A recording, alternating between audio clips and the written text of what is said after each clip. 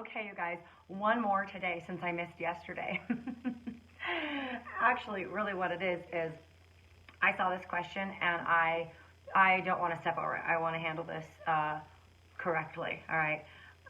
My number one rule is don't step over anything. So this question was posted by Miranda, who says, how do I turn away a client that makes me feel uncomfortable? Just the way he looked at me and spoke to me, his energy made me feel sick. He left me a voicemail wanting to book again, but I just can't do it. How should I handle this? Okay. Very, very important question, and then I want to really answer this for you. All right. So, there were a lot of comments under this post, 50 to be exact. And well, I'll tell you first what I disagree with in the advice that you guys gave to Miranda, and I'll tell you why, and then I'll tell you how I would handle it. Okay? So, some people said refer him out.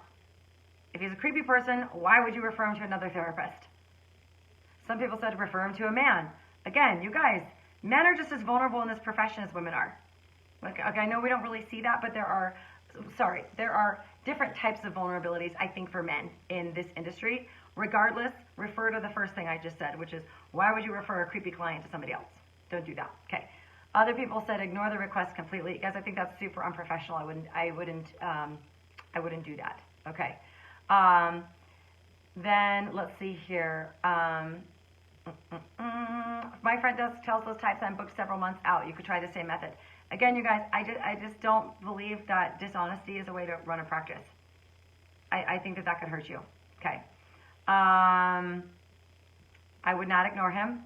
I would not tell him I'm booked. I'm just going through the comments here.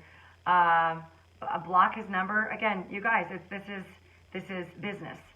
The risk you run with any of those methods is that there may be a chance that this is a completely normal client and you're reading into something the wrong way, or it's just triggering something in you that has nothing to do with that person. And again, nobody knows because we're not there, but I'm just saying a lot of times we would become super duper hypersensitive to creepers, and so it's almost like we have our antenna up and we're just waiting for that to happen. And I've seen a lot of very well-meaning people, men coming for massages that get like punched in the face emotionally by massage therapists because we're totally on the defense. Now I know that's an extreme, but I think we need to step back and approach this from a professional and powerful stance instead of a fearful, attacking, or like a defensive stance. Okay, let me just look at some of these. Not returning his calls. I think that's totally, again, probably not the best way to handle it. Because, and again, as Roger pointed out, that could also just backfire, and you could get some really crappy reviews and things like that. Which again, I totally agree, Roger, would be justified if this person is actually not a threat. Now, again, you guys, we don't know, and I'm not saying to ignore your gut feeling or any of that. I'm just saying check your reactions. Okay. All right. Let's see. A couple of other things that, let's see. Okay, there's just, again, a ton of advice in this particular, and some funny memes in there too. But guys, the best thing is just to be straight. Be tactful and respectful. Listen, there are creepers out there. There are well-meaning people that might come across as creepers that actually aren't. I feel like, as a general rule, treat people with respect and dignity, even if they don't deserve it. Even if you don't think they deserve it, treat them with respect and dignity and tact. And you won't be in this situation if you invoke what my students know is my number one rule, which is don't step over anything. So you won't find yourself in this situation if you can generate the courage in the moment to deal with it, to deal with what it was that made you feel uncomfortable in the first place, Miranda, the way he looked at you. Like, if you have a client that walks in and let's say you greet them in the office and you say, hi, I'm Miranda, and he like looks you up and down and says, hi. Right there, I would stop and say, you know what?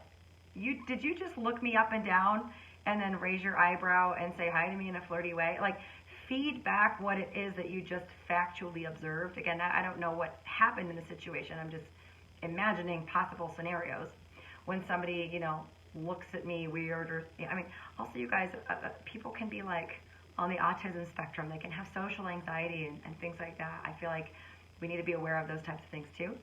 So try and get specific about, and don't step over if a person is communicating strange things in their body language.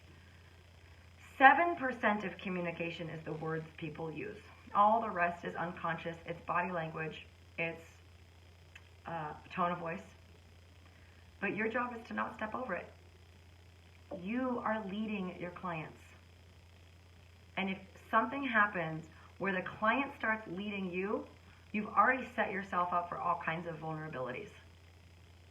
And I don't mean just in the creeper arena. I mean in lots of arenas. I want to drill this into your consciousness, you guys. You are the leader in your business. You lead your clients. You're training your clients. So when something happens and you step over it, you've trained your clients that you're going to step over things. You've basically handed the power over to your client. And in this scenario, if this dude really is bad news, that's not ever a good idea to hand over your power to the client. So you assume control of the situation by asking questions. Like I just mentioned with Miranda, it could be, did you just look me up and down? That makes me feel really uncomfortable. I want to really clarify what we're here for. You know I'm a massage therapist, right? And there's nothing romantic or sensual about this. And I know that might seem bold and courageous and whatever, but guys, you want to cut this off the head. You don't want to be dealing with these types of situations. And the way he spoke to you. So again, Miranda, I would just want to know, how specifically did he look at you? And how specifically did he speak to you? And if I was coaching you, to get you some freedom and power in this situation, I would want to know exactly what happened, like the facts, not the inference. But I would want to know what are the observable facts, because otherwise, you guys, it's what we call a mind read. To say somebody's lips, the corners of their lips turned upward is factual. To say that person was happy to see me is a mind read. Same thing could be corners of their lips turned upward, but you don't really know what that meant. People smile for lots of reasons. People cry for lots of reasons. People, what you're observing in the physical universe may not mean what you think it means. And we often can jump to conclusions. So I just, again, want to point that out so that you have the ability to check yourself and your own judgments, but also so that you can separate what's happening from what you think is happening, so that you maintain sanity in the moment, and then you can address what's actually happening. Is this making sense, you guys? Am I talking about something I shouldn't be talking about? Or is this helpful for you? Okay. So, that being said, you never need to work on anybody that you're not comfortable with. But I would just say that. If he leaves a voicemail saying, oh, I'd like to see you again, and again, let's just go with what Miranda's saying. Let's say this guy totally made some inappropriate, gestures or body language that is just in our culture overtly flirtatious, sexual, or inappropriate. Let's just go with what Miranda's saying is the case. And what if he said something like, some comment about her body or how beautiful she is, or where he wants her hands, or something like that, okay? In that moment is when you deal with it. You say, actually, that makes me feel really uncomfortable. It's called reporting. You just report, wow, what you just said made me feel really uncomfortable. What was your intention? And you have to back off and deal with it in that moment. But the moment passed, Miranda was maybe shocked, scared, uncomfortable, didn't know what to do. Now homeboy wants to book again. You just say, you know what, Mr. So-and-so, I appreciate that you're requesting another appointment. And there were, even though it may not have been your intention, there were just some things about our interaction that left me feeling really uncomfortable.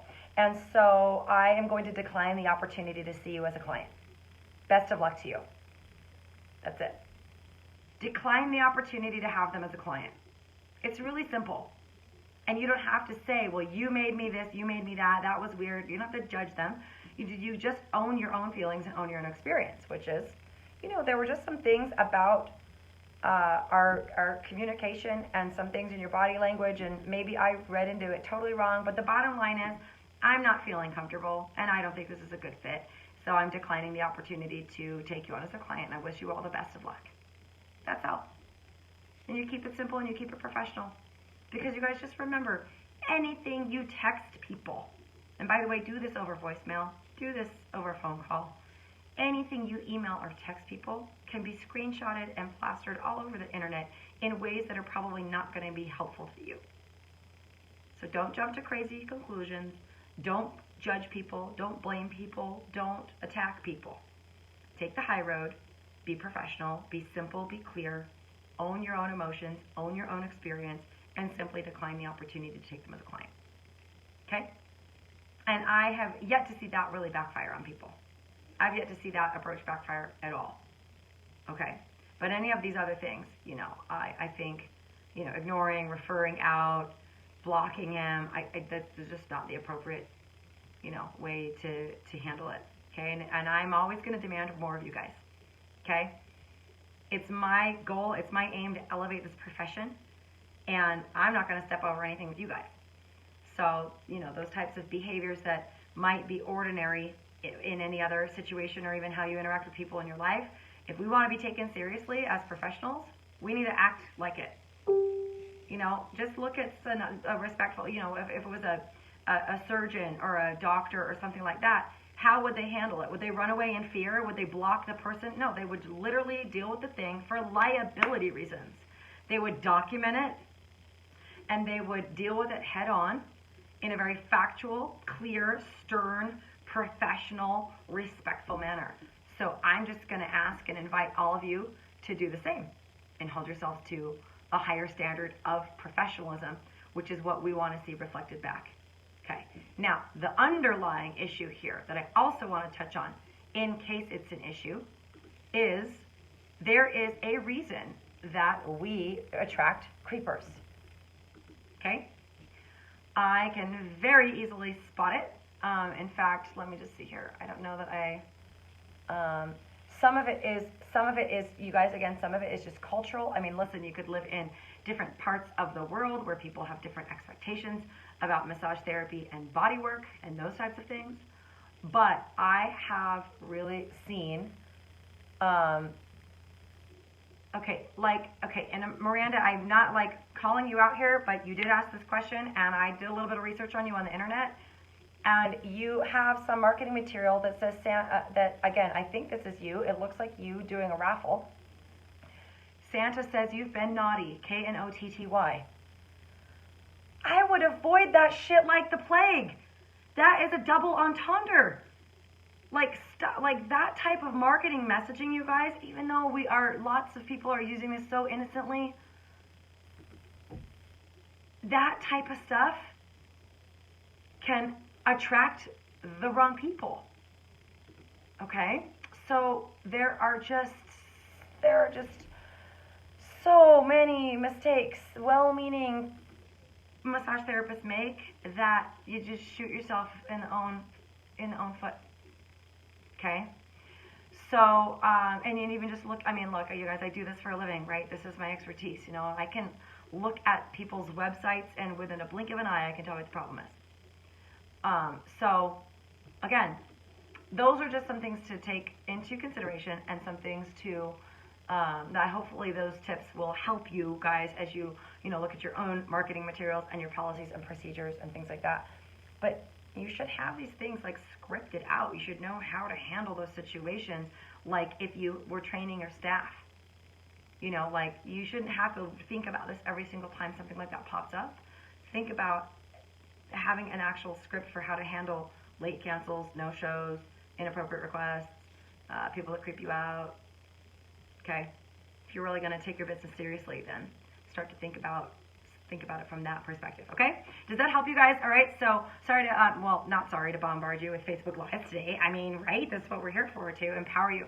But that's, you guys can always count on me to be straight with you and call it like it is. because you deserve that, and I demand more of you guys. I demand you to level up your own game in your communication and your professionalism with other people and with the public and certainly with your clients. Okay? All right. Love you guys. If you need anything else, tag me in the comments below. Bye.